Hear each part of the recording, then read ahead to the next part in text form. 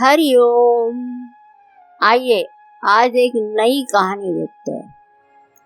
एक राजा था जिसको शिल्पकला से बहुत प्रेम था।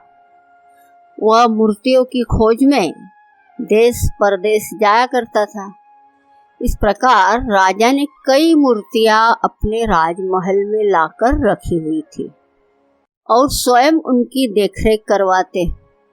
सभी मूर्तियों में उन्हें 3 मूर्तियां जान से भी ज्यादा प्यारी थी। सभी को पता था कि राजा को उनसे अत्यंत लगाव है। एक दिन जब एक सेवक इन मूर्तियों की सफाई कर रहा था, तब गलती से उसके हाथों से उनमें से एक मूर्ति टूट गई। जब राजा को यह बात पता चली तो उन्हें बहुत क्रोध आया और उन्होंने उस सेवक को तुरंत मृत्युदंड दे दिया।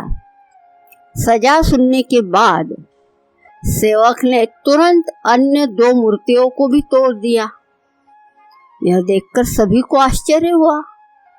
राजा ने उस सेवक से इसका कारण पूछा। तब उस सेवक ने कहा कि महाराज, क्षमा कीजिएगा,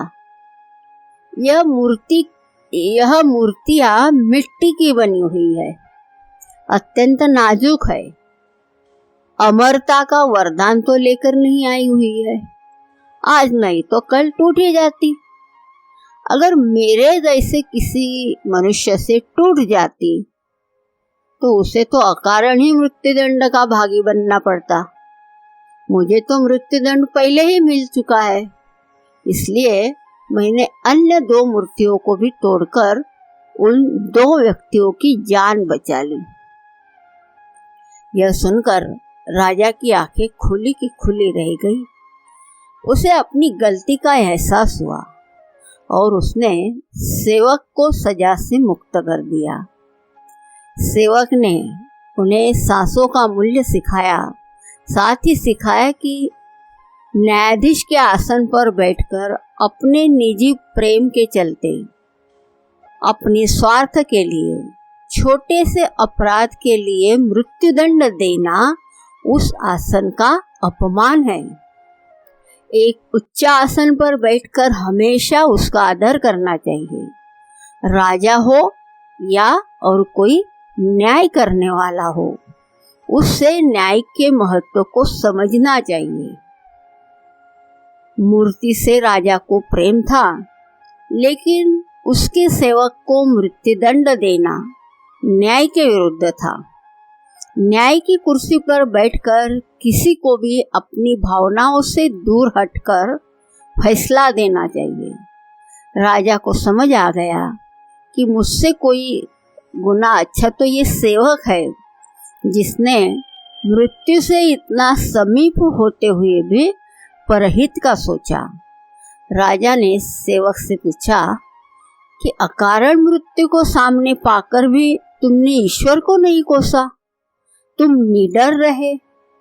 इस संयम, समत्व और स्वभाव, इस तुम्हारे समत्व का और तुम्हारी ये जो दूरदृष्टि है, इसकी युक्ति क्या है, इसका रहस्य क्या है?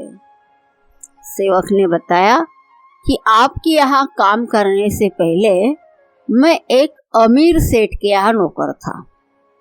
मेरा सेठ मुझसे तो बहुत खुश था। एक दिन सेठ जी ककड़ी खा रहे थे। संयोग से वह ककड़ी कड़वी थी। अब सेठ ने वह ककड़ी मुझे दी। मैंने उसे चाव से खाया जैसे वह बहुत स्वादिष्ट हो। सेठ जी ने पूछा, ककड़ी तो बहुत कड़वी थी, भला तुम ऐसे कैसे खा गए? तो मैंने कहा, सेठ जी, आप मेरे मालिक हैं, रोज ही स्वादिष्ट भोजन देते हैं। अगर एक दिन कुछ कड़वा भी दे दिया तो उसे स्वीकार करने में क्या हर्ज है? राजा जी, इसी प्रकार अगर ईश्वर ने इतनी सुख संपदाएं दी है और कभी कोई कटु अनुभव दे भी दे तो उनकी सद्भावना के ऊपर संदेह करना ठीक नहीं है। जन्म होना, हमारा जीवन यापन होना, मृत्यु, ये सब उसी की देन है। असल में यदि हम समझ सके तो जीवन में जो कुछ भी होता है सब ईश्वर की कृपा से ही होता है। ईश्वर जो करते हैं वो अच्छे के लिए ही करते हैं।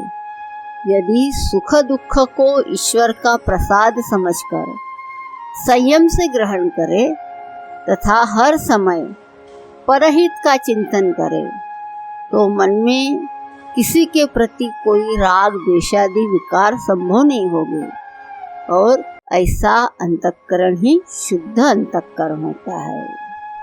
हरि ओम।